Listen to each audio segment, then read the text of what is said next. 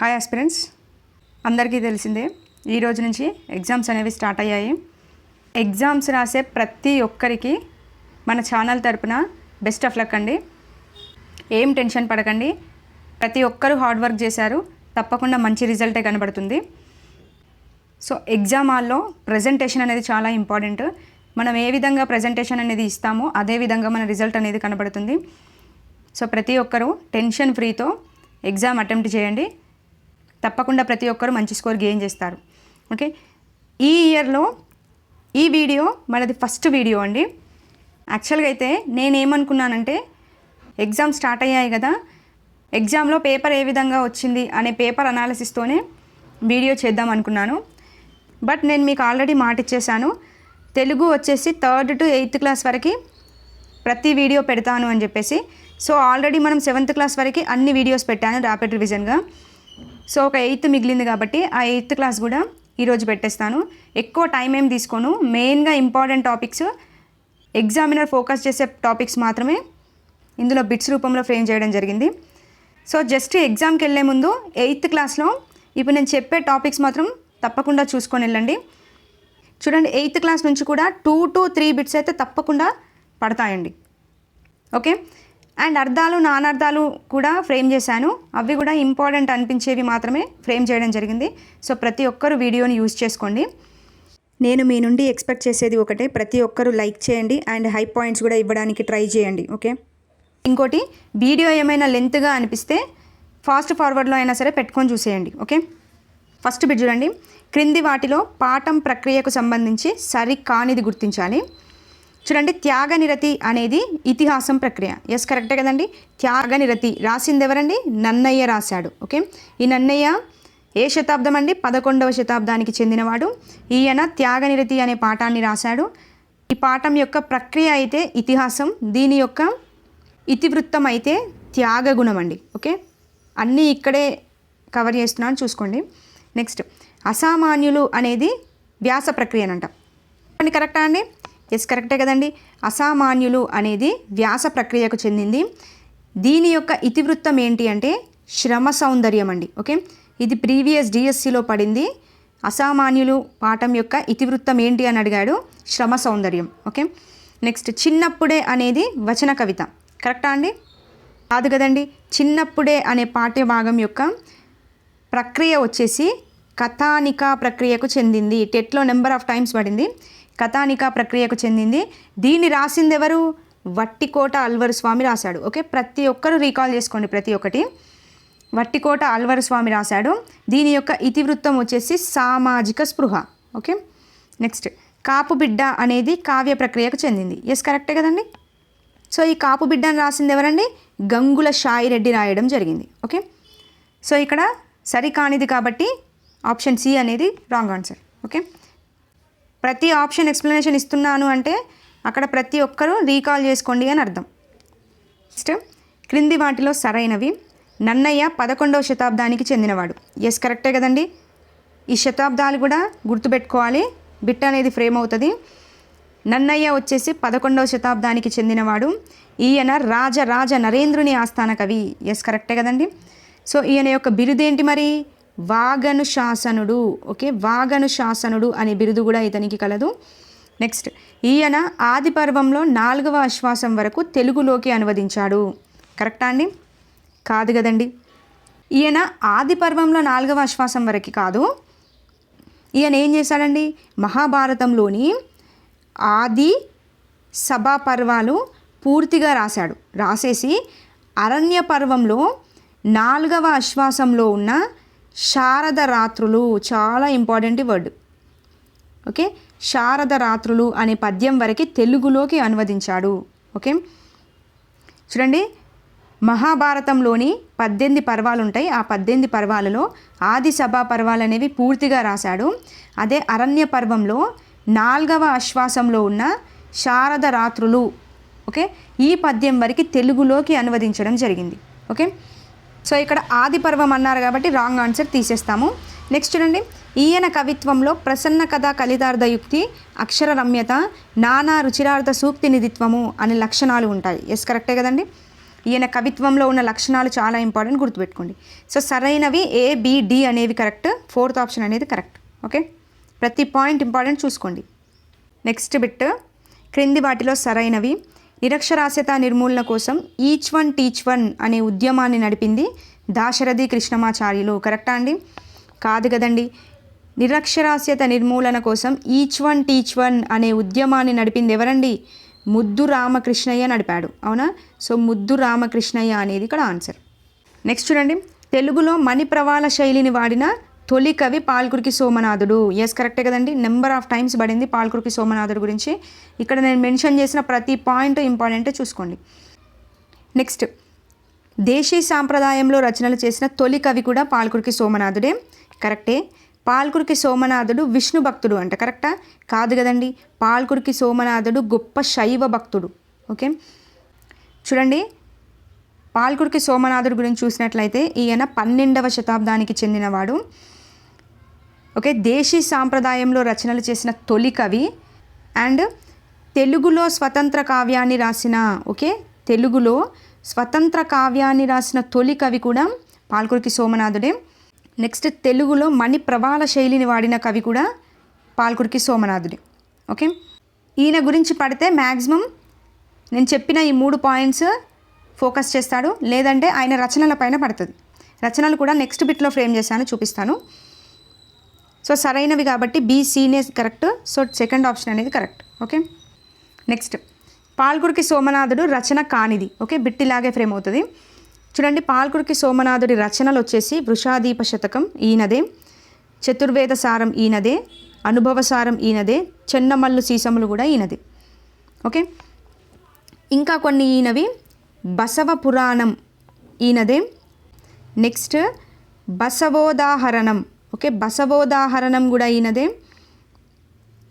Next, Panditaradhya చరిత్ర.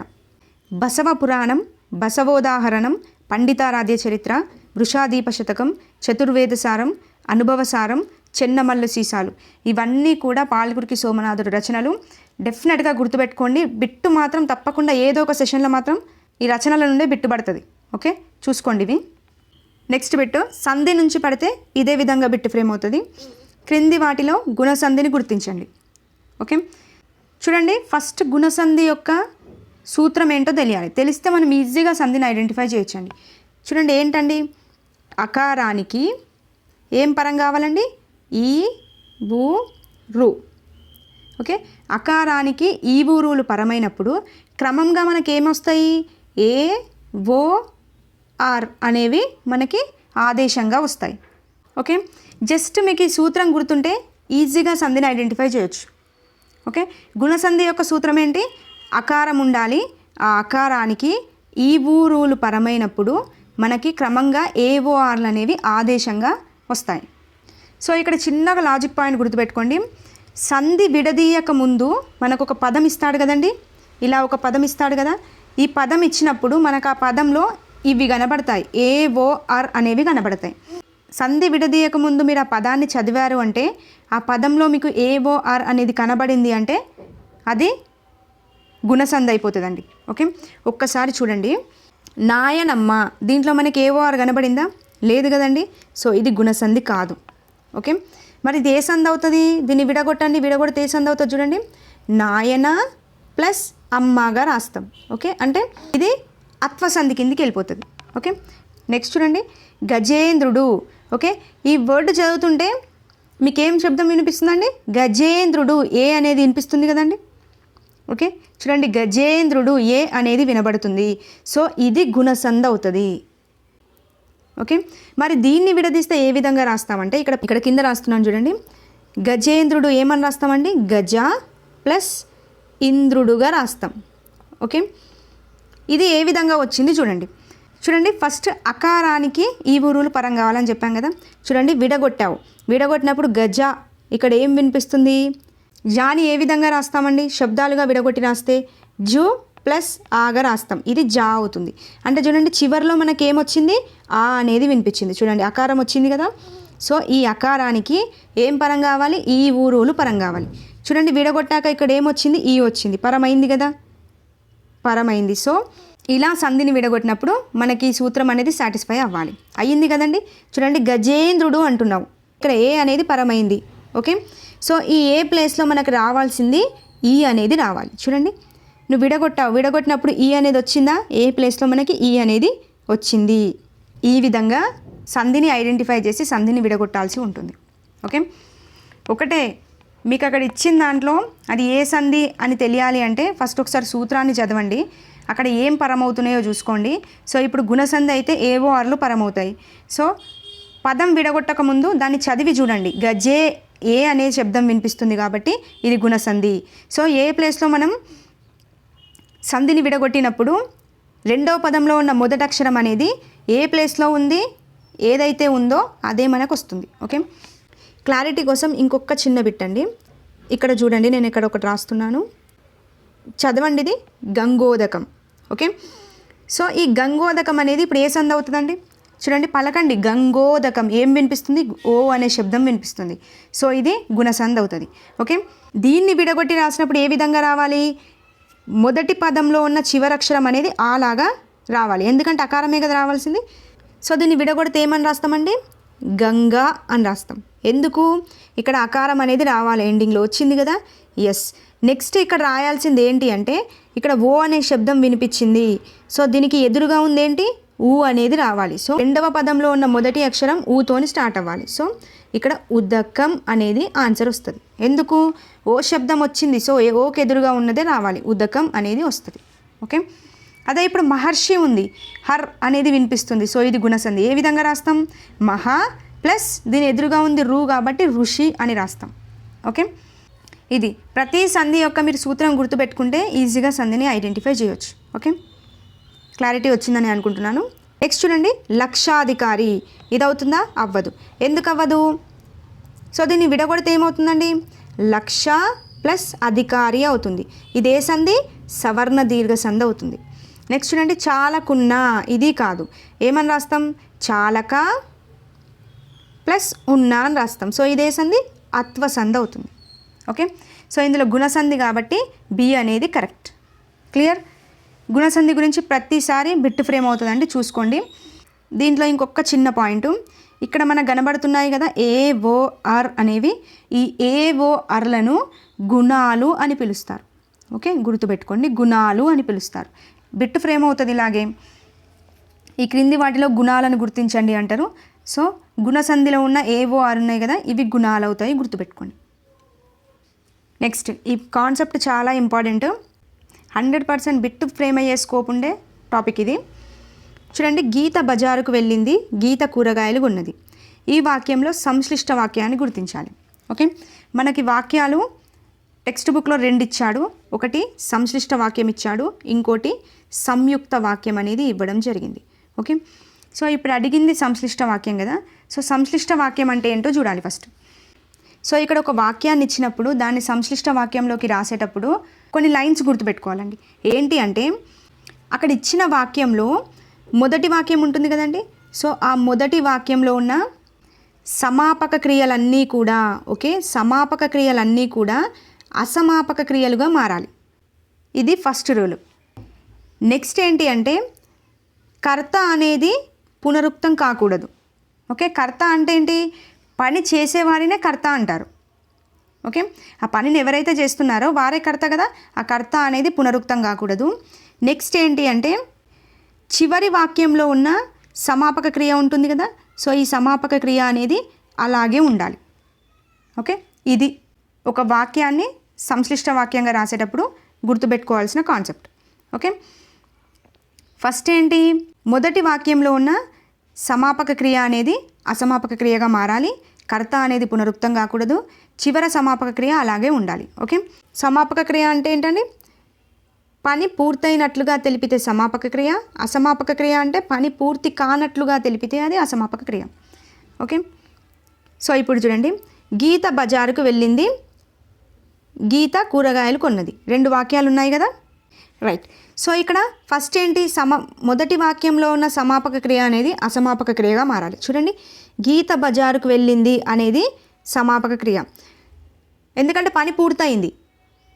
Okay, so ఇక్కడ ఈ సమాపక క్రియని అసమాపక క్రియగా మార్చాలి. అంటే పని పూర్తి కాలేదు అన్నట్టుగా మార్చాలి. అంటే ఏ విధంగా రాస్తాం? గీత బజారుకు వెళ్ళింది కాస్త గీత బజారుకు వెళ్ళి అని రాస్తాం. ఓకే, పని అంటే క్రియనే కదా.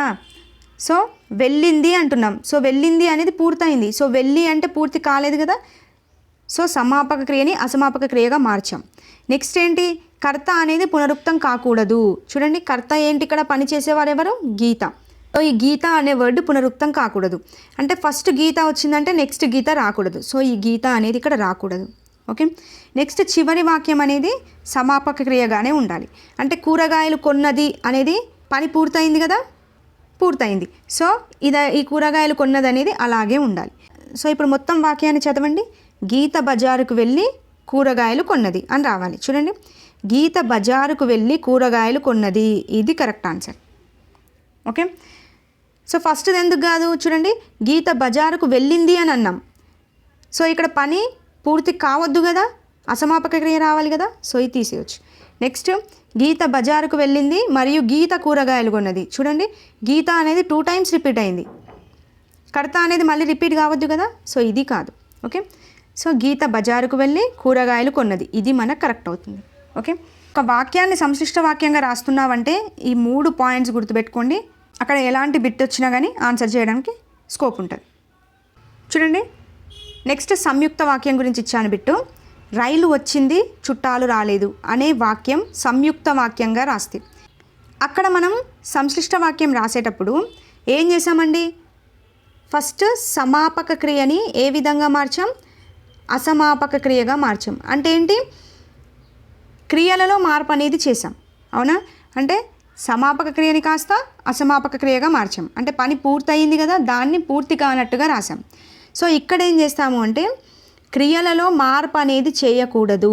ఓకే, అంటే క్రియ అనేది ఏ విధంగా ఉందో అదే విధంగా ఉంచాలి. ఓకే, బట్ ఇక్కడ చేయాల్సింది ఒకటే, అక్కడ ఇచ్చిన వాక్యాలు ఉన్నాయి కదా, ఆ వాక్యాల మధ్య అనుసంధాన పదాలు అనేవి చేర్చాలండి. ఓకే, ఇది ఇక్కడ పాయింట్. మరి అనుసంధాన పదాలు అంటే ఏంటి అంటే, ఇప్పుడు కావున కావచ్చు, కానీ కావచ్చు, మరియు కావచ్చు, ఇవన్నిటివి ఆ 2 పదాల మధ్య అనుసంధాన పదాలుగా చేర్చి రాయాల్సి ఉంటుంది. ఓకే, అంటే క్రియలలో మార్పు జరగద్దు, వాక్యాల మధ్య అనుసంధాన పదాలు అనేవి చేర్చాలి. సో ఇప్పుడు చూడండి, రైలు వచ్చింది చుట్టాలు రాలేదు. సో ఇది ఎలా ఉందో అలాగే ఉంచాలి వాక్యం. రైలు వచ్చింది అలాగే ఉండాలి, చుట్టాలు రాలేదు అలాగే ఉండాలి. బట్ వాటి మధ్య కావున, కానీ, మరియు అనే పదాలను చేర్చొచ్చు. చూడండి, రైలు వచ్చి, క్రియలలో మార్పు ఉండొద్దు కదా, పైన రైలు వచ్చింది కాబట్టి ఇక్కడ కూడా రైలు వచ్చిందనే ఉండాలి. సో ఇది తీసేయచ్చు. నెక్స్ట్, రైలు వచ్చింది చుట్టాలు వచ్చారు, చుట్టాలు రాలేదు కదండి, వచ్చారు అని ఇచ్చారు కదా, తీసేయచ్చు. రైలు వచ్చి చుట్టాలు వచ్చి వెళ్ళారు, కాదు కదండి, క్రియలలో మార్పు జరిగింది. నెక్స్ట్ చూడండి, రైలు వచ్చింది, చూడండి కరెక్టే కదా, రైలు వచ్చింది, చుట్టాలు రాలేదు, చుట్టాలు రాలేదు, వాటి మధ్య అనుసంధాన పదంగా ఏమొచ్చింది? కానీ అనే వర్డ్ వచ్చింది. సో ఇది కరెక్ట్. ఓకే, సంయుక్త వాక్యం అనగానే ఫస్ట్ మీరు వెతకాల్సింది వాక్యాల మధ్య అనుసంధాన పదం చేరిందా లేదా అని చూడండి. క్రియల్లో మార్పు జరగొద్దు. ఈ రెండు పాయింట్స్ గుర్తుపెట్టుకోండి, ఈజీగా బిట్ అనేది చేస్తారు. ఓకే, సో 100% వీటిపైన బిట్టు పడుతుందండి, చూసుకోండి పక్కా. శతక కవులకు సంబంధించి సరికాని జత. ఓకే, చాలా ఇంపార్టెంట్. ఇలాగే ఒక శతకం ఇచ్చేసి అది రాసింది ఎవరు అని అడగడానికి కూడా ఛాన్స్ ఉంటుంది. చూడండి, నారాయణ శతకం రాసింది పోతన. ఎస్ కరెక్టే కదండి, నారాయణ శతకాన్ని రాసింది పోతన. ఈయన రచనలు కూడా ఇంపార్టెంట్. ఏమేమి రచనలు చేశానండి ఈయన? ఆంధ్ర మహాభాగవతం, నెక్స్ట్ భోగిని దండకం, నెక్స్ట్ వీరభద్ర విజయం. ఈ భోగిని దండకం ఉంది కదా, ఇది బిట్టు పడింది ప్రీవియస్లో. భోగిని దండకం రాసింది ఎవరు అని అడిగారు. సో పోతన రాయడం జరిగింది. ఈయన రాసిన శతకం నారాయణ శతకం. నెక్స్ట్ చూడండి, భాస్కర శతకం, భాస్కర కవి. కరెక్టా అండి? కాదు కదండి, భాస్కర శతకాన్ని రాసింది ఎవరు? మారద వెంకయ్య రాశాడు. ఓకే, భాస్కర శతకం రాసింది మారద వెంకయ్య. మరి ఈ భాస్కర కవి రాసిన శతకం ఏంటి? చిత్త శతకం. ఓకే, చిత్త శతకం రాసింది భాస్కర కవి. నెక్స్ట్, విశ్వకర్మ శతకం రామసింహ కవి. కరెక్టే. సో ఈ రామసింహ కవినే ఆశు కవి అని కూడా పిలుస్తారు. చాలా టైమ్స్ పడింది బిట్టు. ఆశు కవి అని ఎవరిని పిలుస్తారు అంటే రామసింహ కవిని పిలుస్తారు. ఈయన రాసిన శతకం విశ్వకర్మ శతకం. నెక్స్ట్ వెంకటేశ్వర శతకం రాసింది మరింగంటి పురుషోత్తమాచార్యులు. ఎస్, ఇది కరెక్టే. ఈ మరింగంటి పురుషోత్తమాచార్యులకి విద్వత్ కవి అనే బిరుదుంది. ఓకే, ఆశు కవి ఏమో రామసింహ కవి, విద్వత్ కవి ఏమో మరింగంటి పురుషోత్తమాచార్యులు. నెక్స్ట్ శ్రీ భాక వరాంజనేయ శతకం వెంకట్రావు పంతులు. ఎస్, ఇది కరెక్ట్. ఓకే, ఇందులో ఎక్కువగా ఫోకస్ చేయాల్సింది ఈ రామసింహ కవి, మరింగంటి పురుషోత్తమాచార్యులు రాసిన రచనలు ఇంపార్టెంట్ అండి. రచనల పైన ఎక్కువగా ఫోకస్ చేస్తాడు ఈ ఇద్దరులు. ఓకే, చూద్దాం. నెక్స్ట్ ఫ్రేమ్ చేశాను. సో ఇక్కడ రాంగ్ ఆన్సర్ వచ్చేసి బి. నెక్స్ట్ బిట్, సత్యవతి స్వాంతనం మారుతి అనే రచనలు చేసింది ఎవరు? ప్రీవియస్ టెట్ బిట్ ఇది. ఓకే, 2 సెషన్స్లలో పడింది. ఒక సెషన్లో సత్యవతి సాంత్వనం రాసింది ఎవరు అని అడిగాడు, ఇంకో సెషన్లో మారుతి అనేది ఎవరి రచన అని అడిగాడు. ఓకే, ఈ 2 రచనలు కూడా చేసింది మరింగంటి పురుషోత్తమాచార్యులు రాశానండి. ఓకే, వీటితో పాటు ఈయన రాసినవి ఇంకా ఏమున్నాయి అంటే చూడండి, ఇక్కడ చాలా ఇంపార్టెంట్ ఇనవి. గోదాదేవి, నెక్స్ట్ గోదావరి, నెక్స్ట్ యాదగిరి లక్ష్మీ నరసింహ శతకం. ఓకే, యాదగిరి లక్ష్మీ నరసింహ శతకాన్ని రాసింది కూడా మరింగంటి పురుషోత్తమాచార్యులే. చాలా ఇంపార్టెంట్ ఈయన రచనలు.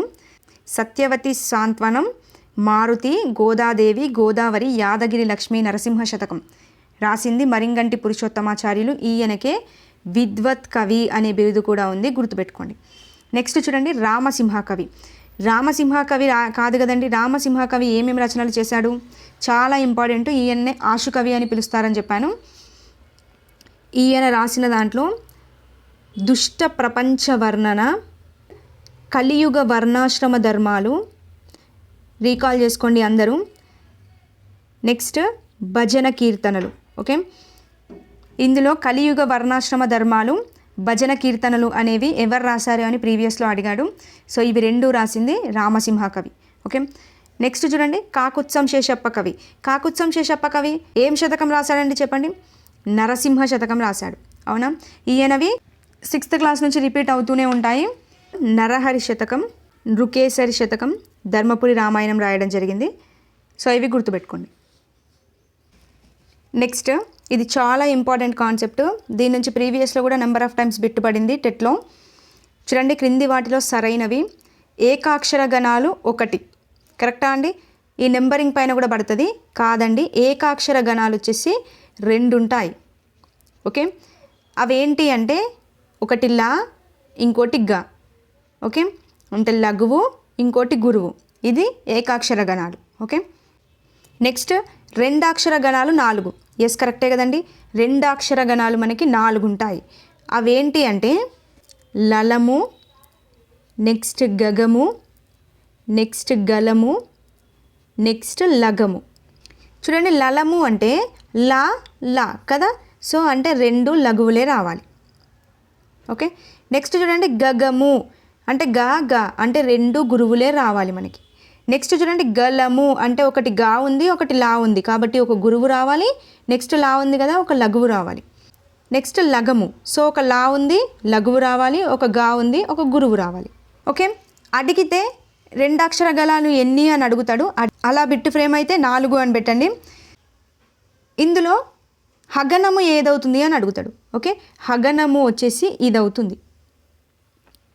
ఓకే, హగనము, ఈ గలము ఉంది కదా, గురువు లఘువు, ఇది మనకి హగనము అవుతుంది. ఓకే, ఇదే విధంగా ఇస్తాడు. ఈ క్రింది వాటిలో హగనమును గుర్తించండి అని చెప్పేసి ఇచ్చేస్తాడు. కింద ఆప్షన్స్లలో ఇలాగే ఇస్తాడు, 2 లఘువులు, 2 గురువులు, ఒక గురువు లఘువు, లఘువు గురువు అని ఇస్తాడు. సో ఆన్సర్ వచ్చేసి గురువు లఘువు. ఈ గలమునే మనం హగనము అని పిలుస్తాం. ఓకే, ఇంకోటి ఏముంటుంది ఇందులో అంటే వగనము అనేది ఉంటుంది.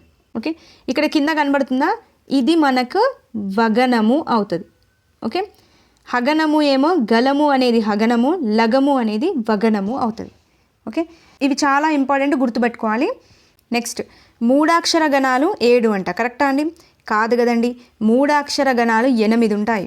ఓకే, 1 అక్షర గణం 2, 2 అక్షర గణాలు 4, 3 అక్షర గణాలు 8. నెంబరింగ్ చాలా ఇంపార్టెంట్, గుర్తుపెట్టుకోండి. ఓకే, మరి ఆ 8 గణాలు ఏవి అని అడిగితే చూడండి, మీకు ఇది అందరికీ తెలుసు కదండి.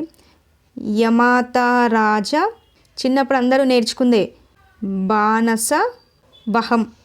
ఓకే, ఇది తెలుసు కదా, యమాతారాజ బానస వహం అంటాం. ఓకే, ఇక్కడ యా నుండి మొదలు పెడితే 1 2 3 4 5 6 7 8, ఈ సా అంటే సగనం అంటాం. ఈ సగనం వరకు ఉన్నవన్నీ కూడా 3 అక్షర గణాలు. ఓకే, సో దీన్ని ఘన విభజన చేస్తే మనం ఈజీగా రాసేయచ్చు. ఇప్పుడు యా కాబట్టి యగనము, యగనంకి ఏమేమి వస్తాయో ఇక్కడ ఘన విభజన చేస్తే అవి రాసేయచ్చు.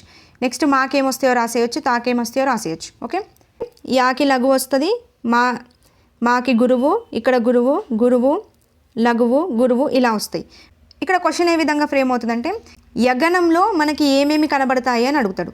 సో యగనంలో ఏమొస్తాయి, లఘువు, గురువు, గురువు అనేది వస్తుంది. ఓకే, మరి తగనంలో ఏమి కనబడతాయి అంటే గురువు, గురువు, లఘువు అనేది కనబడుతుంది. ఓకే, సో దీనిలో ఈ 8 గణాల నుంచి ఏది ఇచ్చినా కానీ మనం ఇది వేసుకొని ఘన విభజన చేసుకుంటే ఈజీగా ఆన్సర్ చేయొచ్చు. ఓకే, ఇక్కడ కొద్దిగా మిస్టేక్ పడిందండి, సారీ. ఇక్కడ లఘువు, గురువు. ఓకే, చూడండి, హగనం అనగా లఘువు, గురువు కరెక్టా అండి? కాదు కదండి. చూడండి, హగనం అంటే గురువు, లఘువు రావాలి. సో ఇక్కడ లఘువు, గురువు వచ్చింది. లఘువు, గురువు అనేది వగనం అవుతుంది, హగనం కాదు కదా. సో ఇది రాంగ్ ఆన్సర్. సో కరెక్ట్ వచ్చేసి బి. ఈ బిట్ ఉంది కదా, ఈ బిట్టు మొన్న జరిగిన టెట్లో 2 సెషన్లలో పడిందండి. ఓకే, సో కంపల్సరీ గుర్తుపెట్టుకోండి. చూడండి, ఛందస్సు నుంచి బిట్ ఫ్రేమ్ అయింది అంటే ఇక్కడున్న ఇదే విధంగా బిట్ అనేది ఫ్రేమ్ అవుతుంది. ఓకే, ఇలాగే అడుగుతాడు. చదువది ఎంత గలిగినా రసజ్ఞ తయించు అనే పదంలో రసజ్ఞ అనే పదం యొక్క గణాలు వరుసగా నెంబర్ ఆఫ్ టైమ్స్ పడింది ఇలా ఘన విభజన చేయమని చెప్పేసి. ఇలాగే ఒక పదం ఇస్తాడు, ఘన విభజన చేయాల్సి ఉంటుంది. ఓకే, సో మనం ఘన విభజన చేయాలి అంటే అది లఘువా తెలవాలా, గురువా తెలవాలి. లఘువుని ఎప్పుడు ఉపయోగిస్తాం, గురువుని ఎప్పుడు ఉపయోగిస్తాం అనేది మనకు కొన్ని ఇన్స్ట్రక్షన్స్ ఉంటాయి, దాన్ని బట్టి మనం ఇంప్లిమెంట్ చేస్తే అయిపోద్ది. ఓకే, చూడండి, లఘువుకు 3 ఉంటాయండి. ఈ 3 గుర్తుపెట్టుకోండి సరిపోద్ది.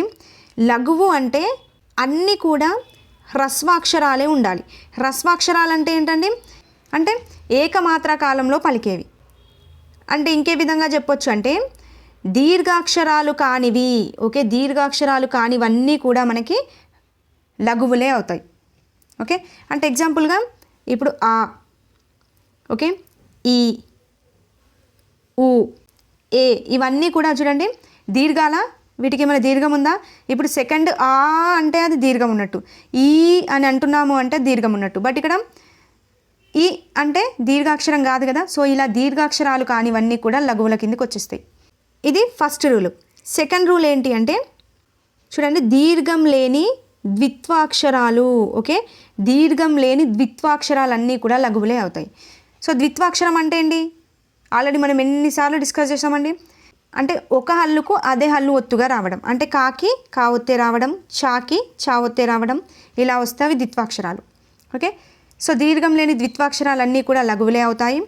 నెక్స్ట్ దీర్ఘం లేని సంయుక్తాక్షరాలు. ఓకే, ఈ సంయుక్తాక్షరాలన్నీ కూడా లఘువులే అవుతాయి. సంయుక్తం అంటే ఏంటి, ఒక హల్లుకు వేరే హల్లు ఒత్తుగా రావాలి. అంటే చూడండి, కాకి నా ఒత్తు వచ్చింది, సో ఇది సంయుక్తాక్షరం. ఓకే, ఈ 3 పాయింట్స్ గుర్తుపెట్టుకోండి, ఈజీగా ఘన విభజన చేయొచ్చు.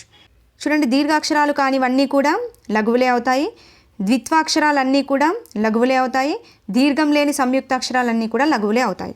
గురువుకి నెంబర్ ఆఫ్ రూల్స్ ఉంటాయి. ఇక్కడ దీర్ఘాక్షరాలు కానివి అన్నాం కాబట్టి గురువు వచ్చేసరికి దీర్ఘాక్షరాలు అయినవి గురువులు అవుతాయి, ఐ ఔలతో కూడినవి గురువులే అవుతాయి, సున్నాతో కూడినవి గురువులే అవుతాయి, విసర్గహాతో కూడినవి గురువులే అవుతాయి. పొల్లు హల్లులు తెలుసు కదండి, ఇప్పుడు అంటున్నాం న్ అనే వర్డ్ వస్తుంది కదా. సో అలా పొల్లు హల్లుతో ఉన్నవన్నీ గురువులే అవుతాయి. ఇంకో మెయిన్ పాయింట్ ఏంటి అంటే ఇక్కడ చూడండి, ద్విత్వాక్షరాలన్నీ లఘువులే అయ్యాయి కదా. సో ఈ ద్విత్వాక్షరంని మనం లఘువుగా తీసుకుంటే దీనికి ముందున్న ఏ అక్షరమైనా కానీ అది గురువే అవుతుంది. అర్థమైందా? కాన్సెప్ట్ నేర్చుకొని వెళ్దాము, బిట్ ఈజీ అవుతుంది. సో ఇప్పుడు ఎగ్జాంపుల్గా అక్క అని ఉందండి. ఓకే, సో ఇప్పుడు అక్కలో కా అనేది మనకి ద్విత్వాక్షరం అవుతుంది. ఓకే, సో మనకు తెలుసు దీర్ఘం లేని ద్విత్వాక్షరాలన్నీ కూడా లఘువులే అవుతాయని. సో కా అనేది ఏం కావాలి, లఘువు అవుతుంది. ఓకే, కా అనే ద్విత్వాక్షరం కదా. సో ఈ ద్విత్వాక్షరానికి ముందున్న అక్షరం ఏంటి, ఆ. సో ఈ ఆ అనేది గురువు అవుతుంది. క్లియర్? ఇది ఇక్కడ కాన్సెప్ట్. ఇక్కడ ద్విత్వాక్షరం వచ్చింది అంటే అది లఘువు అవుతుంది. దానికి ముందున్న అక్షరం ఏది ఉన్నా పర్లేదు, ఆ ముందున్న ఏ అక్షరమైనా కానీ గురువే అవుతుంది. ఓకే, అలాగే సంయుక్తాక్షరమైనా పర్లేదు. సంయుక్తాక్షరానికి ఎగ్జాంపుల్ చూద్దామా? చూడండి, కర్త అనే వర్డ్ ఉంది. కర్తలో రాకి తావత్ వచ్చింది. సో ఇదేంటి? సంయుక్తాక్షరం. సో ఈ సంయుక్తాక్షరం వచ్చింది అంటే దానికి దీర్ఘం లేని సంయుక్తాక్షరం కాబట్టి దీనికి లఘువు అనేది పెడతాం. ఇక్కడ ఈ సంయుక్తాక్షరానికి ముందున్న అక్షరం ఏంటి? క. సో ఈ క అనేది మనకి గురువుగా తీసుకోవాలి. ఓకే, ఇది ఇక్కడ కాన్సెప్ట్. సో ఇప్పుడు ఈ కాన్సెప్ట్ని బట్టి మనం ఘన విభజన చేస్తే అక్కడ మనకి ఎలాంటి వర్డ్ వచ్చినా కానీ ఈజీగా ఐడెంటిఫై చేసేస్తాం. ఓకే, మనకు అడిగింది రసజ్ఞ కదా. రా అనేది ఏంటి? దీర్ఘం లేని అక్షరమే కదా. సో ఇది లఘువు అవుతుంది. ఓకే, సా అనేది ఏంటి? లఘువుగానే తీసుకోవాలి సా అనేది. బట్ దాని ముందు ఏముందండి? జ్ఞ అనేది ఉంది. అంటే జా కింద ఇని అనేది కనబడుతుంది. సో ఇలా కనబడితే, ఇలా జా కింద ఇని అనేది కనబడితే అదేం అక్షరం అవుతుందండి? సంయుక్తాక్షరం అవుతుంది. జా అనే హల్లుకు వేరే హల్లు అనేది ఒత్తుగా చేరింది, అలా చేరితే అది సంయుక్తాక్షరం అవుతుంది. సో ఈ సంయుక్తాక్షరం అనేది మనం రూల్ని బట్టి అది లఘువు అవ్వాలి. సో ఈ లఘువుకి ముందున్న అక్షరం అనేది మన గురువు అవ్వాలి. ఓకే, సో అంటే ఇది లఘువు అయింది అంటే దీనికి ముందున్నది సానే కదా. సో సా అనే అక్షరం గురువుగా తీసుకుంటాం. ఓకే, సో ఏంటి ఇప్పుడు? లఘువు, గురువు, లఘువు అనేది ఆన్సర్. ఎక్కడ ఉందండి? చూడండి, 4th వన్ డి అనేది మనకు ఆన్సర్. లఘువు, గురువు, లఘువు అనేది ఆన్సర్. ఓకే, ఈ విధంగా ఘన విభజన చేస్తే ఎలాంటి బిట్ వచ్చినా కానీ బిట్ అనేది మిస్ అవ్వదు. ఒక్కసారి ఇక్కడ ఉంది కదా, దీన్ని మనం ఒకసారి ఘన విభజన చేసి చూద్దాం. ఓకే, ఫుల్ క్లారిటీ వచ్చేస్తుంది. ఒక్క 2 minutes ఓపికతో వినండి. చూడండి, చా అనేది ఏంటి? దీర్ఘం లేని అక్షరమే కదా. సో ఇది లఘువు అవుతుంది. నెక్స్ట్ దు అనేది ఏంటి? దీర్ఘం లేదు కాబట్టి లఘువే అవుతుంది. నెక్స్ట్ వా అనేది కూడా లఘువే అవుతుంది. ఓకే, నెక్స్ట్ చూడండి, ది అనేది ఏంటి? దీర్ఘం ఉందా? దీనికి లేదు. సో ఇది లఘువే అవుతుంది. నెక్స్ట్ ఎం అంటున్నాము అంటే సున్నాతో వర్డ్ అనేది కనబడుతుంది. సో సున్నాతో ఉన్న, విసర్గతో ఉన్న, పొల్లు హల్లున్న అది గురువే అని చెప్పాను. సో ఇది గురువు కిందికి వెళ్ళిపోతుంది. ఓకే, తా అనేది లఘువు అవుతుంది. నెక్స్ట్ చూడండి, గాకి ముందు ఏముంది? గీ అని ఉంది, అంటే లాకి గా వస్తుంది. సో లాకి గా వస్తుంది అంటే అదేంటి? సంయుక్తాక్షరం.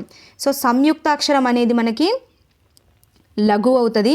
ఈ సంయుక్తాక్షరానికి ముందున్న అక్షరం మనకి గురువు కావాలి. ఓకే, నెక్స్ట్ నా అనేది లఘువే అవుతుంది. నెక్స్ట్ చూడండి, రా అనేది ఏంటి? లఘువు.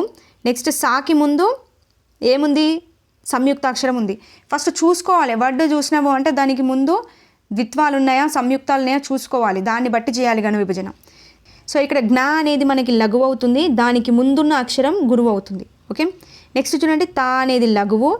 ఇం సున్నాతో ఎండ్ అయింది, సో గురువు. నెక్స్ట్ చూ లఘువు అవుతుంది. ఓకే, ఈ విధంగా ఏ వర్డ్ ఇచ్చినా కానీ ఈజీగా చేసేయచ్చు. ఓకే, సో ఈ కాన్సెప్ట్ ఒక్కటి చూసుకోండి, తప్పకుండా ఘన విభజన పైన బిట్టు పడుతుంది. నెక్స్ట్ మనము టెట్ అయిపోయిన తర్వాత ఈ ఛందస్సు గురించి ఒక కంప్లీట్ క్లాసే పెట్టేసుకుందాము, అసలు బిట్టు మిస్ అవ్వకుండా. Okay, I hope you understand. Next బిట్కి వెళ్దాం.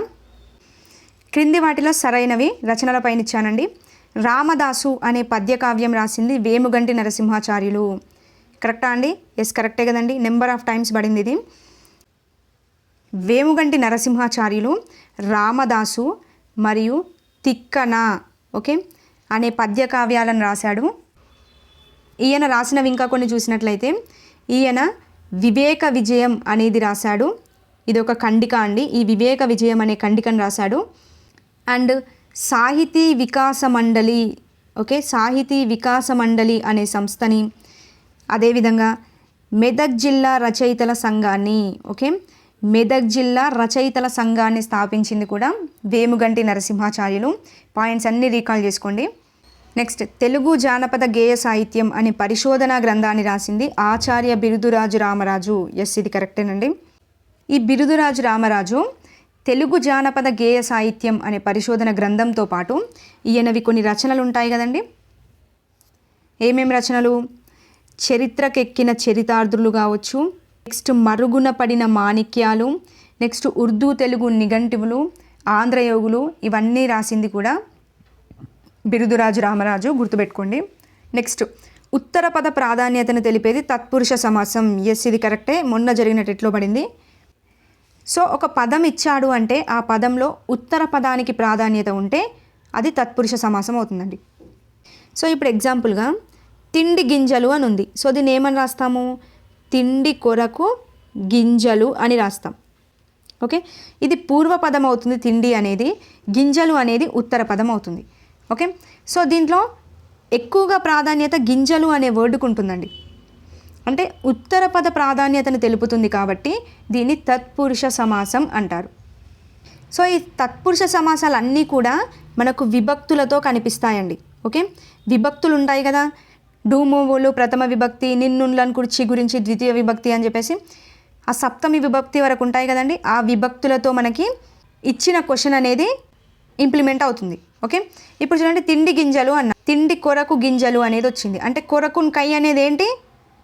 చతుర్థి విభక్తి. సో ఇది ఏమవుతుంది? చతుర్థి తత్పురుష సమాసం అనేది అవుతుంది. ఓకే, ఇలా అంటే ఉత్తర పదానికి ఉన్న ప్రాధాన్యతను తెలుపుతుంది కాబట్టి అది తత్పురుష సమాసం అవుతుంది. మరి మనకి ఇంకొకటి కర్మధారయ సమాసాలను ఉంటాయి, అవునా? సో కర్మధారయ సమాసం అంటే ఏంటి? మరి ఇక్కడ మనకు ఇందులో విశేషణం కనిపిస్తుంది అండ్ నామవాచకం కనిపిస్తుంది, అవునా? నామవాచకం అంటే ఏంటి? విశేష్యం. సో ఈ విశేషణం మరియు నామవాచకాలతో కలిసి ఏర్పడేవే మనకి కర్మధారయ సమాసాలు అనేవి ఏర్పడతాయి. అంటే విశేషణ పూర్వపద కర్మధారయం, విశేషణ ఉత్తర పద కర్మధారయం అని ఉంటుంది కదా. అంటే ఇక్కడ విశేషణం ప్రాధాన్యతను బట్టి అక్కడ మనం ఆ సమాసాన్ని ఐడెంటిఫై చేస్తాం. ఓకే, ఇక్కడ తత్పురుష సమాసంలో విభక్తులను బట్టి మనం సమాసాన్ని ఐడెంటిఫై చేయడం జరుగుతుంది. ఓకే, సో డెఫినేషన్ ఇంపార్టెంట్, చూసుకోండి. నెక్స్ట్ దొంగ భయం అనేది పంచమి తత్పురుష సమాసం. కరెక్టా అండి? చెప్పండి. చూడండి, తత్పురుష సమాసం వచ్చింది అంటే మనకు ఉత్తర పద ప్రాధాన్యతను తెలుపుతుంది. సో దీన్ని ఏ విధంగా రాయొచ్చు? దొంగ వలన భయం అని రాస్తాం, అంతే కదా. దొంగ వలన భయం అని రాస్తాం. అంటే వలన అని వచ్చింది అంటే వలనని కంటెన్ పట్టి ఏ విభక్తి? అది పంచమి విభక్తి కాబట్టి పంచమి తత్పురుష సమాసం అనేది ఆన్సర్. ఓకే, ఇది విభక్తులు అన్నీ చూసుకోండి. ఇలా ఒక విభక్తి ఇచ్చి కూడా అది ఏ విభక్తి అవుతుందని అడుగుతాడు, చూసుకోండి. సో ఇక్కడ ఏబిసిడి అన్నీ కరెక్టే అండి. ఓకే, గడగడ వణుకుచు తడబడి జారిపడెను, ఇందులో ఉన్న అలంకారం ఏంటి? అలంకారాలు స్టార్ట్ అయ్యాయి, చెప్పండి. ఏ అలంకారం అవుతుంది? చూడండి, మనకి ఇచ్చిన వాక్యంలో గడ, గడ, వడ, తడ, బడి అంటే అన్నీ కూడా మనకి డాలే కనబడుతున్నాయి. అంటే డా అనేది మనకి ఒక హల్లు కదా, అది అనేక సార్లు రిపీట్ అయిందా లేదా? చూడండి, అనేక సార్లు రిపీట్ అయింది. ఇలా ఒక హల్లు అనేది అనేక సార్లు రిపీట్ అవుతూ ఉంటే దాన్ని వృత్యానుప్రాస అలంకారం అంటాం. ఓకే, ఆన్సర్ వచ్చేసి వృత్యానుప్రాస అలంకారం. ఓకే, సో మరి చేకానుప్రాస కాదు. చేకానుప్రాస అంటే ఏంటండి? ఇక్కడ అర్ధభేదంతో కూడిన హల్లుల జంట ఉండాలి. ఓకే, అర్ధభేదంతో కూడిన హల్లుల జంట అనేది ఏ విధంగా ఉంటుందండి? వెంట వెంటనే వస్తుంది. ఓకే, ఇలా వెంట వెంటనే రావడాన్ని చేకానుప్రాస అంటారు. సో ఎగ్జాంపుల్గా చూస్తే ఇప్పుడు పాపసంహరుడు హరుడు అంటాం. ఓకే, పాపసంహరుడు హరుడు, హరుడు హరుడు అనేవి మనకి వెంట వెంటనే వచ్చాయి. బట్ ఈ హరుడు అంటే అర్థం వేరుంటుంది, ఈ హరుడు అంటే అర్థం వేరుంటుంది. ఓకే, ఇక్కడ ఈ హరుడు అంటే సంహరించేవాడు అని అర్థం వస్తుంది, ఇక్కడ ఈ హరుడు అంటే మనకు శివుడు అని వస్తుంది. అంటే చూడండి, అర్ధభేదం ఉంది కానీ హల్లుల జంట అనేది పక్క పక్కనే వచ్చింది. ఇలా పక్క పక్కనే వస్తే దాన్ని చేకానుప్రాస అంటారు. ఓకే, నెక్స్ట్ ఏంటి? అతిశయోక్తి. అతిశయోక్తి అంటే ఏంటండి? అందులోనే ఉంది కదా అతిశయోక్తి. అతి చేసి చెప్పడం అంటే ఒక విషయాన్ని ఎక్కువగా చేసి వర్ణించడం. ఓకే, అతిగా చేసి చెప్పడం అంటే ఎక్కువగా చేసి వర్ణిస్తే అది అతిశయోక్తి అలంకారం అవుతుంది. ఓకే, స్వభావోక్తి కాదు. స్వభావోక్తి అంటే ఏంటండి? ఒక విషయాన్ని ఉన్నది ఉన్నట్టుగా చెప్పడం. ఈ అలంకారాల నుంచి పడితే డెఫినేషన్ పైనే పడుతుంది. ఇలాగే ఇస్తాడు, ఒకే హల్లు అనేక సార్లు రిపీట్ అవుతే ఏమవుతుంది అంటాడు? వృత్యానుప్రాస అవుతుంది. అర్ధభేదంతో కూడిన హల్లుల జంట వెంట వెంటనే వస్తే చేకానుప్రాస అవుతుంది. ఉన్న విషయాన్ని ఎక్కువ చేసి చెప్పితే అది అతిశయోక్తి. ఉన్నది ఉన్నట్టుగా చెబితే అది స్వభావోక్తి అవుతుంది. Okay, next bit. క్రింది వాటిలో సరైనవి. జైలు లోపల అనే కథల సంపుటిని రాసింది పొట్లపల్లి రామారావు. చాలా ఇంపార్టెంట్, నెంబర్ ఆఫ్ టైమ్స్ పడింది. చూడండి, జైలు లోపల అనే కథల సంపుటిని రాసింది ఎవరు అని అంటే వట్టికోట అల్వరు స్వామి. ఓకే, వట్టికోట అల్వరు స్వామి రాశాడు. మరి పొట్లపల్లి రామారావు రాసింది ఏంటి అంటే జైలు అండి. ఓన్లీ జైలు అనే కథల సంపుటిని రాసింది ఎవరు అంటే పొట్లపల్లి రామారావు. ఓకే, జైలు లోపల అంటే వట్టికోట అల్వరు స్వామి, జైలు అంటే పొట్లపల్లి రామారావు. ఇది కన్ఫ్యూజ్ అయ్యే బిట్టు కాబట్టి నెంబర్ ఆఫ్ టైమ్స్ ఇదే ఇస్తున్నాడు, చూసుకోండి. నెక్స్ట్, జానపద సాహిత్యంలో అలంకార విధానంపై పరిశోధనా గ్రంథాన్ని రాసింది వేముగంటి నరసింహాచార్యులు. చెప్పండి, కరెక్టా అండి? కాదు కదండి. జానపద సాహిత్యంలో అలంకార విధానంపై పరిశోధనా గ్రంథాన్ని రాసింది ఎవరు అంటే ఆచార్య కె రుక్నుద్దీన్ రాశాడు. ఓకే, రుక్నుద్దీన్ అండి, రుక్నుద్దీన్ రాయడం జరిగింది, గుర్తుపెట్టుకోండి. ఈయన రాసిన మెయిన్ ఇంపార్టెంట్ ఏంటి అంటే విప్లవ డంక. ఓకే, ఈ విప్లవ డంక రాసింది ఈయనే. ప్రయాణం, శలిమే, సూక్తి సుధా, కిన్నెర మెట్లు, మోదుగ పూలు ఇవి కూడా రాసింది రుక్నుద్దీనే, గుర్తుపెట్టుకోండి. నెక్స్ట్, గణిత రహస్యం, ఆరోగ్య రహస్యం అని రచనలు చేసింది గంగుల షాయిరెడ్డి. ఎస్, కరెక్టేనండి. ఇది ఎందుకు ఫ్రేమ్ చేశాను అంటే ప్రీవియస్లో ఈ రెండిటిపైనే అడిగాడు ఎక్కువ. గణిత రహస్యం, ఆరోగ్య రహస్యం అనే ఆముద్రిత రచనలను చేసింది గంగుల సాయిరెడ్డి అండి. అంతేకాకుండా ఈయనవి ఇంకొన్ని ఉంటాయండి, అవి కూడా గుర్తుపెట్టుకోండి. తెలుగు పలుకులు. ఓకే, తెలుగు పలుకులు అనేది ఒకటి. నెక్స్ట్, వర్షయోగం ఒకటి, ఇది కూడా నెంబర్ ఆఫ్ టైమ్స్ పడింది. నెక్స్ట్, మద్యపాన నిరోధం ఒకటి. ఓకే, తెలుగు పలుకులు, వర్షయోగం, మద్యపాన నిరోధం, గణిత రహస్యం, ఆరోగ్య రహస్యం ఇవన్నీ రాసింది కూడా గంగుల షాయిరెడ్డి, గుర్తుపెట్టుకోండి. ఓకే, సో సరైనవి కాబట్టి సి అనేది కరెక్ట్. ఇందులో ఉన్న ప్రతి పాయింట్ ఇంపార్టెంటే, చూసుకోండి. నెక్స్ట్ బిట్, క్రింది వాటిలో సరైనవి. ఔరౌరా అనేది ఆమ్రేడిత సంధి. ఎస్, కరెక్టే కదండి. ఔరౌరా అనే పదాన్ని విడదీస్తే ఏమని రాస్తామండి చెప్పండి? ఔరా ప్లస్ ఔరాగా రాస్తాం. అంటే ఒకే పదం అనేది మనకు 2 సార్లు వచ్చింది. ఓకే, ఇలా ఒకే పదం అనేది 2 సార్లు వచ్చినప్పుడు ఈ రెండవసారి వచ్చింది కదా, ఈ పదాన్నే ఆమ్రేడితం అంటారు.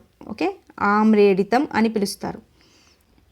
అంటే దీని డెఫినేషన్ ఏంటి అంటే అచ్చునకి ఆమ్రేడితం అనేది పరమైతే సంధి అనేది జరుగుతుంది. చూడండి, ఔరా అంటున్నాం అంటే ఇక్కడ ఆ కదా, సో ఈ అచ్చే కదా, ఈ అచ్చునకి తీసిన పదంలో రెండో పదం ఆమ్రేడితమే కదా, ఈ ఔరాకి ఈ ఔరా అనేది ఆమ్రేడితం అనేది పరమైంది. సో ఇలా పరమవుతే అది మనకి ఆమ్రేడిత సంధి. ఓకే, నెక్స్ట్ చూడండి, పట్టపగలు అనేది ద్విరుక్త టాకార సంధి. ఎస్, కరెక్టే కదండి.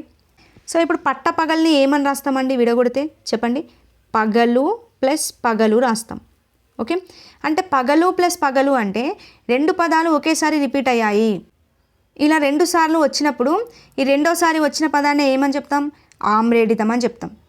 ఇలా ఒక పదానికి ఆమ్రేడితం అనేది పరమవుతే ఇక్కడ మొదటి పదంలో ఉన్న గలు ఉంది కదండి, ఈ గలు అనేది పోయి అక్కడ మనకు దానికి బదులుగా టా అనేది వచ్చి చేరుతుంది. ఓకే, ఇలా చేరితే అప్పుడు మనకి ఏమవుతుందండి? గలు పోయింది కదా, కాబట్టి ఇక్కడ టా పెట్టాలి కదా, పట్టపగలు అనేది అవుతుంది. ఇది కాన్సెప్ట్. సో ఇలా పట్టపగలు అయింది కాబట్టి అది ద్విరుక్త టకార సంధి అనేది అవుతుంది. ఓకే, సో ఇక్కడ 2 సరైనవే కాబట్టి 3 అనేది కరెక్ట్. ఓకే, నెక్స్ట్ బిట్, ఉత్ప్రేక్ష అలంకారం అనగా, ఇది మొన్న జరిగిన టెట్లో పడింది, అందుకే ఇండివిజువల్గా పెట్టాను. చూడండి, ఒక విషయాన్ని ఎక్కువ చేసి చెప్పడం కరెక్టా అండి? కాదు కదండి. ఒక విషయాన్ని ఎక్కువ చేసి చెప్పితే అది అతిశయోక్తి. చూడండి, అన్నీ ఇందులోనే కవర్ చేస్తున్నాను. అతిశయోక్తి అలంకారం అవుతుంది. నెక్స్ట్, ఒక విషయానికి అనేక అర్థాలు ఇవ్వడం కాదు కదండి. ఒక విషయానికి అనేక అర్థాలు ఇస్తే అది శ్లేష అలంకారం. ఇది కూడా ప్రీవియస్లో పడింది. ఓకే, అందుకే అన్ని ఒకే దగ్గర పెట్టాను. నెక్స్ట్, ఒక విషయాన్ని ఉన్నది ఉన్నట్టుగా చెప్పడం. చెప్పండి, ఉన్నది ఉన్నట్టుగా చెబితే అది ఏ అలంకారం అవుతుందండి? స్వభావోక్తి అలంకారం అవుతుంది. ఓకే, నెక్స్ట్, ఒక విషయాన్ని ఊహించి చెప్పడం. ఎస్, ఇది కరెక్ట్. ఓకే, ఉత్ప్రేక్ష అలంకారం అంటే ఒక విషయాన్ని ఊహించి చెప్పాలి. అలా ఊహించి చెప్పినట్టుగా ఉంటే అది ఉత్ప్రేక్ష అలంకారం. ఓకే, మొన్న జరిగిన టెట్లో పడింది, చూసుకోండి. ఇక్కడ ఉన్న ప్రతిదీ ఇంపార్టెంటే, గుర్తుపెట్టుకోండి. నెక్స్ట్ బిట్ చూడండి, ఉత్పలమాల, చెంపకమాల, శార్దూలం, మత్తేబం. ఇది చాలా ఇంపార్టెంట్. ఇందులో నుండి బిట్ ఫ్రేమ్ అవుతే అందులో ఉన్న అక్షరాల సంఖ్య పైన బిట్టు పడుతుంది, లేదంటే గణాల పైన బిట్టు పడుతుంది, యతి స్థానం పైన బిట్టు పడుతుంది. ఓకే, చూడండి ఇక్కడ చిన్నగా చూసుకుందాము. ఇక్కడ యతి స్థానం. యతి స్థానం అంటే ఏంటండి చెప్పండి. ఇలా ఒక పద్యం ఉంది, ఆ పద్యంలో ఉన్న మొదటి అక్షరం ఉంటుంది కదా, ఆ పద్యంలో ఉన్న మొదటి అక్షరాన్నే యతి అని పిలుస్తారు. మరి ప్రాస అంటే ఏంటి? ఈ పద్యంలో ఉన్న రెండవ అక్షరం ఉంటుంది కదండి, ఈ రెండవ అక్షరం అనేది ఇక్కడ ఉన్న అన్ని పాదాల్లో కూడా ఒకే హల్లును కలిగి ఉంటే దాన్ని ప్రాస అంటారు. ఓకే, యతి అంటే పద్యపాదాల్లో ఉండే మొదటి అక్షరాన్ని యతి అంటారు. ప్రాస అంటే రెండవ అక్షరం ఉంటుంది కదా, ఆ రెండవ అక్షరం అనేది అన్ని పాదాల్లో ఒకే విధంగా ఉంటే అది ప్రాసా నియమం అంటారు. ఓకే, సో ఇక్కడ ఉత్పలమాలలో మనకి ఎన్ని అక్షరాలు ఉంటాయి అంటే ఉత్పలమాలలో 20 అక్షరాలు ఉంటాయి. ఓకే, చెంపకమాలలో 21, శార్దూలంలో 19, మత్తేబంలో 20 అక్షరాలు ఉంటాయి. ఓకే, గుర్తుపెట్టుకోండి, పైన 20 వచ్చింది అంటే కింద కూడా 20 వస్తుంది. ఓకే, ఈ విధంగా గుర్తుపెట్టుకోండి. సో ఉత్పలమాలలో 20, చెంపకమాల 21, తర్వాత తగ్గిపోతుంది. శార్దూలం 19, తర్వాత మత్తేబం 20. ఓకే, యతి స్థానం వచ్చేసి ఉత్పలమాలలో యతి స్థానం 10, నెక్స్ట్ 11, నెక్స్ట్ 13, నెక్స్ట్ 14. ఓకే, ఈ విధంగా గుర్తుపెట్టుకోండి. 10, 11 ఒకటే మిస్ అవుతుంది, 12 మిస్ అవుతుంది, 13, 14. ఓకే, ఉత్పలమాలలో 20 అక్షరాలు, యతి స్థానం 10వ అక్షరం. చెంపకమాలలో 21 అక్షరాలు, యతి స్థానం 11వ అక్షరం. శార్దూలంలో 19 అక్షరాలు, యతి స్థానం 13వ అక్షరం. మత్తేబంలో 20 అక్షరాలు, యతి స్థానం 14వ అక్షరం. ఇది అక్షరాల సంఖ్య అండి. చూడండి, ఉత్పలమాలలో 10 అక్షరాలు కరెక్టా అండి? చెప్పండి, ఉత్పలమాలలో 20 అక్షరాలు కదా, సో తీసేయాలి. నెక్స్ట్ చెంపకమాలలో 20, చెంపకమాలలో 21 అక్షరాలు, సో ఇది తీసేయాలి. నెక్స్ట్ శార్దూలంలో 19 అక్షరాలు, ఎస్ ఇది కరెక్టే. నెక్స్ట్ మత్తేబంలో 20 అక్షరాలు, ఇది కరెక్టే. ఓకే, సో ఏబి అనేది రాంగ్, సిడి అనేది కరెక్ట్. ఓకే, ఇదే విధంగా బిట్ ఫ్రేమ్ అవుతుంది. ఉత్పలమాలలో అక్షరాల సంఖ్య ఏది అని అడుగుతాడు, లేదంటే చెంపకమాలలో ఎన్ని అక్షరాలు ఉంటాయి అని అడుగుతాడు. సో ఇది ఒక్కటి గుర్తుపెట్టుకోండి సరిపోద్ది. నెక్స్ట్ మసజస తతగా అనే గణాలు ఏ వృత్త పద్యానికి సంబంధించినవి? ఓకే, ఇందాక చూసాం అక్షరాల సంఖ్య, యతి స్థానం చూసాం. ఇప్పుడు అందులో ఉన్న గణాలు ఏంటి చూద్దాం. ఓకే, చూడండి, ఉత్పలమాలలో మనకు కనిపించేవి భరణ బబ్బరవ అనేవి కనిపిస్తాయి. ఓకే, భరణ బబ్బరవ అనే గణాలు ఉత్పలమాలలో కనిపిస్తాయి. నెక్స్ట్ చెంపకమాలలో కనిపించేటివి ఏం కనబడతాయండి? నజభజ జజ్జర అనేవి కనబడతాయి. ఓకే, నజభజ జజ్జర అనేవి చెంపకమాల. నెక్స్ట్ శార్దూలంలో కనబడేవి మసజస తతగా అనేవి కనబడతాయి. నెక్స్ట్ మత్తేబంలో కనబడేవి సభరణమయవ అనేవి కనబడతాయి. చూడండి, ఉత్పలమాల భరణ బబ్బరవ, చెంపకమాల నజభజ జజ్జర, శార్దూలం మసజస తతగా, మత్తేబం సభరణమయవ. చూడండి, మనకు అడిగింది మసజస తతగా ఏదండి? శార్దూలం యొక్క గణాలు మసజస తతగా అనేవి శార్దూలం యొక్క గణాలు అవుతాయి. ఓకే, తప్పకుండా గుర్తుపెట్టుకోండి. నెక్స్ట్ వచ్చేటట్లో ప్రతి సెషన్లో దీనిపైన పెట్టుంటుంది. చూడండి, క్రింది వాటిలో సరైనవి. చిత్రగ్రీవం అనే లెసన్ ఉంది కదా మనకి, ఆ చిత్రగ్రీవంలో చిత్ర అంటే కంఠం కరెక్టా అండి? కాదు కదండి. చిత్రగ్రీవంలో చిత్ర అంటే ఉల్లాసభరితమైన, ఓకే, ఉల్లాసభరితమైన రంగులతో నిండినది అని అర్థం.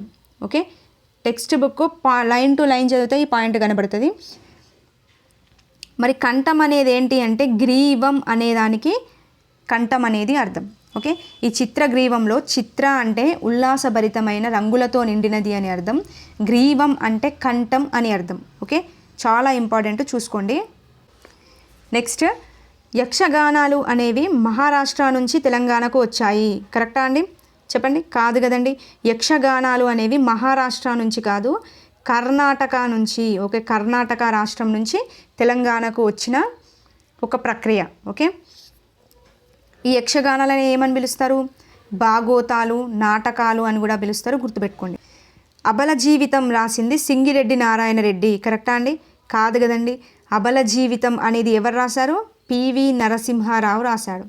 ఓకే, ఈ అబల జీవితం అనేది ఏంటి? ఒక పుస్తకం. సో దీన్ని ఫన్ లక్షత్ కోన్ గతో. ఓకే, ఫన్ లక్షత్ కోన్ గతో అనే మరాఠీ పుస్తకాన్ని తెలుగులోకి అబల జీవితం అనే పేరుతో పివి నరసింహారావు అనువదించడం జరిగింది. ఓకే, ఇది ఒక రచన ఉంటుంది. కాకతీయ అనే పత్రికలో జయ అనే పేరుతో రచనలు చేస్తాడండి. ఓకే, కాకతీయ పత్రికలో జయ అనే పేరుతో రచనలు చేస్తాడు.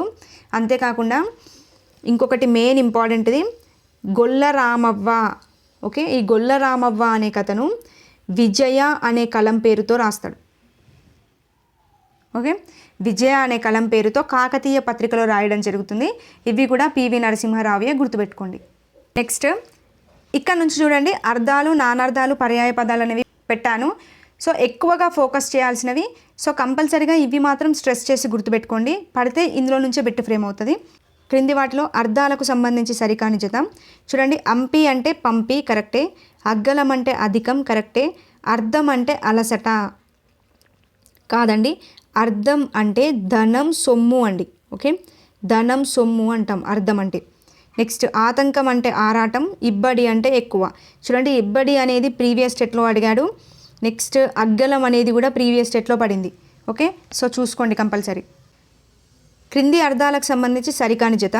ఒరులు అంటే ఇతరులు, కరెక్టే. ఖగం అంటే పాపము, కాదండి. ఖగం అంటే పక్షి. ఓకే, పక్షి పాపము కాదు. గిడస అంటే ఎండిపోవుట, కరెక్టే. తమ్మి అంటే తామర పువ్వు, కరెక్ట్. దందడి అంటే తీవ్రంగా, కరెక్ట్. చూడండి, ఖగము అనేది ప్రీవియస్ స్టేట్లో అడిగాడు. గిడస అనేది ప్రీవియస్ ఎస్సే తెలుగులో పడింది ఇది. నెక్స్ట్ తమ్మి అనేది కూడా పడింది, దందడి అనేది కూడా పడింది. ఓకే, చూసుకోండి కంపల్సరీ. నెక్స్ట్ కూడా అర్థాలే, సరికాని జత. ధామం అంటే దాహం, కరెక్టా అండి? కాదు కదండి. ధామం అంటే నిలయం. ఓకే, నిలయం అని అర్థం, చాలా ఇంపార్టెంట్ ఇది. నెక్స్ట్ పడియా అంటే మడుగు, భంజన అంటే విరుచు, కరెక్టే. రకం అంటే పన్ను, కరెక్టే. శయనం అంటే డేగా, కరెక్టే. వలపల అంటే కుడివైపు, కరెక్టే. ఈ శయనం అనేది పడింది, రకం అనేది పడింది, వలపల అనేది కూడా పడింది. ఓకే, చూసుకోండి. అన్నీ కవర్ చేయాలి అనే ఇంటెన్షన్తో ఒకే బిట్లో 4 to 5 ఫ్రేమ్ చేశాను, చూసుకోండి. ప్రకృతి వికృతికి సంబంధించి సరికానిది చూడండి. ఆశ్చర్యం, అచ్చెరువు, కరెక్టే కదండి. మొన్న జరిగిన టెట్లో పడింది. నెక్స్ట్ కులం అంటే కలం, కాదు కదండి. కులం అంటే కొలం అని అర్థం. ఓకే, కొలం అనేది దీని యొక్క వికృతి అవుతుంది. ఖని అంటే గని, మొన్న జరిగిన టెట్టే ఇది కూడా. నెక్స్ట్ వైద్యుడు అంటే వెజ్జు, రాశులు అంటే రాసులు, కుల్య అంటే కాలువ. ఓకే, ఇవి ఇంపార్టెంట్, చూసుకోండి. నెక్స్ట్ తీవ్రంగా పోవునది అనే వ్యుత్పత్త్యార్థానికి సంబంధించింది ఏది? ఓకే, పక్షి అవుతుందా అండి? కాదండి. పక్షి యొక్క ఉత్పత్త్యార్థం ఏమవుతుంది? పక్షి అంటే పక్షములు కలది పక్షి. ఓకే, పక్షములు కలది అనేది పక్షి యొక్క ఉత్పత్త్యార్థం. నెక్స్ట్ సంయమి కాదు. సంయమి అంటే ఏంటి అంటే ఇంద్రియ నిగ్రహం కలవాడు, ఇంద్రియ నిగ్రహం కలవాడు ఋషి అనేది దీని యొక్క వ్యుత్పత్త్యార్థం. నెక్స్ట్ కామారి కాదు. కామారి అంటే ఏంటండి? శివుడు. సో ఏమొస్తుంది ఇది? మన్మధునికి శత్రువు శివుడు అనేది కామారి యొక్క వ్యుత్పత్త్యార్థం. మరి ఏంటి? శేనము. శేనము అంటే డేగా. ఓకే, ఈ శేనము అంటే తీవ్రంగా పోవునది అనే వ్యుత్పత్త్యార్థానికి సంబంధించింది. నెక్స్ట్ బిట్ న్యాయము, ధర్మము, తీర్పు, స్వభావము అనే నానార్థాలకు సంబంధించిన పదం ఏంటి? చెప్పండి. న్యాయము, ధర్మము, తీర్పు, స్వభావము అనే నానార్థాలకు సంబంధించిన పదం పాడి. ఓకే, పాడి యొక్క నానార్థాలు ఈ పైవన్నీ అవుతాయి. ఓకే, కాలం యొక్క నానార్థాలు ఏంటండి? నెంబర్ ఆఫ్ టైమ్స్ అడిగాడు ఇది కూడా. కాలము అంటే సమయము, నల్లనిది. ఓకే, అండ్ మరణము అనేది ఈ కాలం యొక్క నానార్థాలు. నెక్స్ట్ మిసిమి. మిసిమి యొక్క నానార్థం ఏమిటండి? మిసిమి అంటే కాంతి, నవనీతము, సంపద అనేది మిసిమి యొక్క నానార్థం. నెక్స్ట్ హంస. ఈ హంసది చాలా ఇంపార్టెంట్ అండి. హంస యొక్క నానార్థాలు అంచ, పరమాత్మ, నెక్స్ట్ తెల్లగుర్రం. ఓకే, ఇవి హంస యొక్క నానార్థాలు. ఓకే, నానార్థాలు కూడా ఇంపార్టెంట్, చూసుకోండి. ఓకే, ఇవ్వండి. ఇప్పటివరకు 25 బిట్స్ అనేవి ఫ్రేమ్ చేశాను.